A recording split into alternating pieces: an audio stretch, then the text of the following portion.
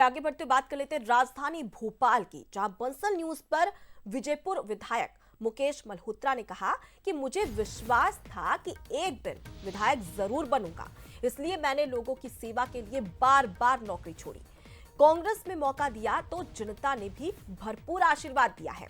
अब मौका है तो अपने क्षेत्र की जनता की सेवा करूंगा। 3 बार सरकारी नौकरी छोड़ने वाले मुकेश मल्होत्रा विधायक बन चुके हैं।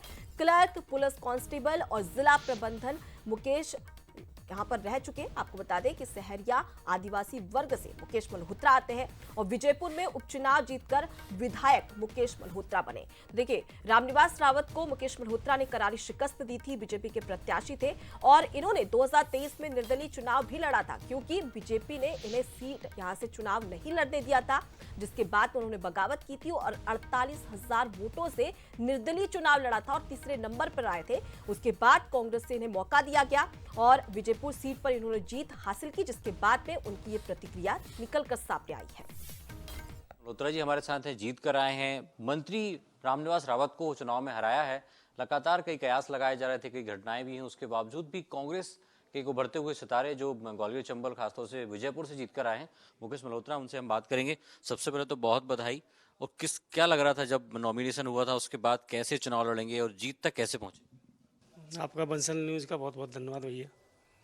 देखो, नॉमिनेशन हुआ, पार्टी ने टिकट दिया था हमको, तो उसी समय हम आश्वस्त थे कि कांग्रेस पार्टी यहाँ से हजारों मतों से चुनाव जीतेगी, क्योंकि यहाँ का वोटर की और जनता की, आम जनता की भावना हमारे साथ में थी, पार्टी के साथ में थी और हमारे साथ में थी।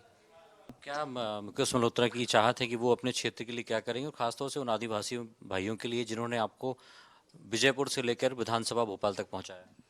देखो, आदिवासी भाई बहनों के साथ साथ सभी वर्ग, सभी समुदाय के लोगों के और लिए और क्षेत्र के विकास के लिए हम काम करेंगे। आप लोगों के साथ बैठ के योजना बनाएंगे, वहाँ के मतदाताओं के साथ बैठ के योजना बनाएंगे।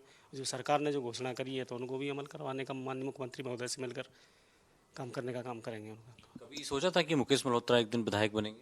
ये मेरे को 20 साल से पहले ही कॉन्फिडेंस था कि मैं एक दिन विधायक बनूंगा, इसलिए मैंने 5 नौकरी छोड़ी, कई पद यात्राएँ करी। और हम जब विधायक नहीं थे, जब भी आपने देखा होगा 2017 में हमने श्योपुर से भोपाल तक पद यात्रा करी थी। उस पद यात्रा में 389 लड़के सहरिया, बैगा, भारिया समुदाय जो विशेष पीढ़ी जनजाति है, 389 पुलिस आरक्षक लगे उस आंदोलन से और 144 पटवारी लगे थे। इतनी नौकरियां छोड़ी, कौन कौन सी नौकरियां छोड़ के यहाँ पहुंचे? मैं देखो, इंदौर में पहले बाबू था मैं, तो वहाँ से नौकरी त्याग पत्र दिया था मैंने 2003 में।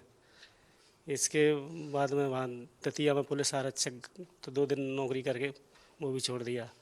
पंचायत सेक्रेटरी था, 2012 में एसआई में हो गया था मेरा, तो वो भी ज्वाइन नहीं किया। मेरे वैसे ही लोगों ने बोला कि तुमको चुनाव लड़ना है। और 2017 में मैंने जिला प्रबंधक पद से मैंने रिजाइन दिया था NRLM से, जब पद यात्रा करी थी। क्या भाव था कि नौकरी के लिए भी ट्राई कर रहे हैं, नौकरी लग रही है तो 2 दिन में छोड़ रहे हैं? क्या मन में ही था कि राजनीति में ही जाना है, लेकिन कोई प्लेटफॉर्म नहीं मिल पा रहा था? ये क्या मतलब, गरीब लोगों की कोई वहाँ सुनवाई नहीं हो रही थी, अत्याचार हो रहे थे, शोषण दमन हो रहा था लोगों पर, कोई शासन प्रशासन सुनता नहीं था। तो हम लोग का एक संगठन बनाया हमने, शहरी विकास परिषद, उसका मैं प्रदेश अध्यक्ष भी हूँ आज। तो उसके माध्यम से हमने काम कराए थे लोगों के, शासन प्रशासन के, सब धरना प्रदर्शन भी, कई आंदोलन किए थे। तो इसलिए नौकरी में मन नहीं लगा था। फिर साथ साथ में बाद में फिर हम MA तो थे ही, हम इसके बाद LLB भी करी हमने वहाँ से, महात्मा गांधी लॉ कॉलेज से। होती है व्यक्ति की डेस्टिनी कि आप किसी भी राय पर जाएं, लेकिन डेस्टिनी में जो लिखा है वही आपको मिलेगा। शायद यही कारण है कि चाहे बाबू पुलिस आरक्षक हो या जिला प्रबंधक हो, वहां से मुकेश मल्होत्रा का जो सफर है वो शुरू हुआ और आज विधानसभा में विधायक बनकर पहुंचे। दिलीप विश्वकर्मा के साथ सूरज शर्मा, बंसल न्यूज, भोपाल।